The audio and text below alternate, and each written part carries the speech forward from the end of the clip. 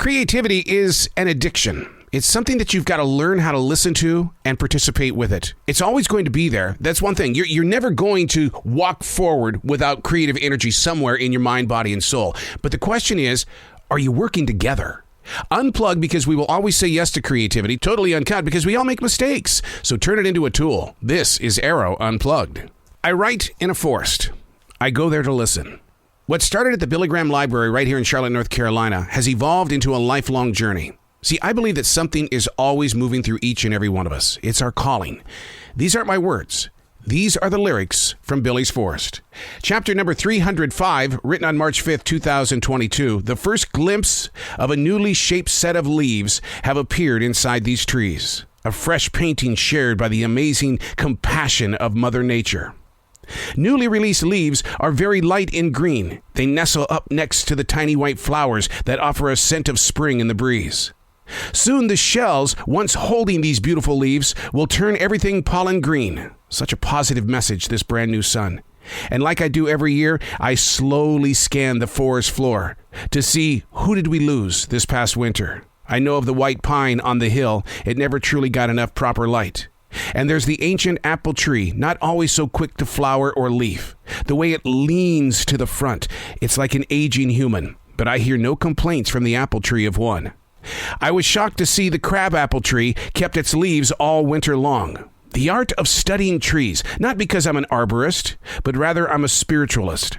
I come into this forest daily to listen, especially to the two hawks this morning leaping in every direction in the way of showcasing love.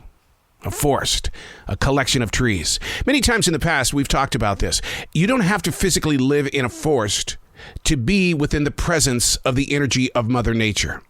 I happen to be in this forest because in 1997, we planted 1,700 trees, and now this is it. This is the harvest. This is what comes from. And it's a deep inside dream that maybe one day other writers and painters and song creators will step into this forest, and they too will feel the energy from the soil, the rocks, the trees, everything that makes up this one place.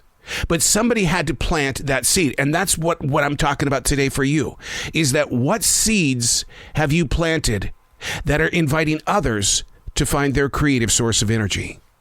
It can be in a building. It can be the way that you design something in your office, or just a way that you speak. What is the forest inside your mind, body, and soul? How are you replenishing the soil? It's a very difficult challenge because so many of us during this day of future growth and uncertainty, we all want to go me. And the reason why is because we lost so much during those 2 years during the pandemic. It was like, oh my God, how are we going to recover? What can we do? What do you mean we've got a recession? The price of gas? I understand. But it doesn't have to be me. Maybe this time we can look into the picture and see who did we not lose during the last storm. I spoke of the white pine on the side of the hill, the leaning old apple tree that has no complaints at all. And why was the crab apple tree always covered in leaves in the middle of winter? Looking around your entire source of energy, participating in your community. I'm Arroe. These are not my words. These are the lyrics from Billy's Forest.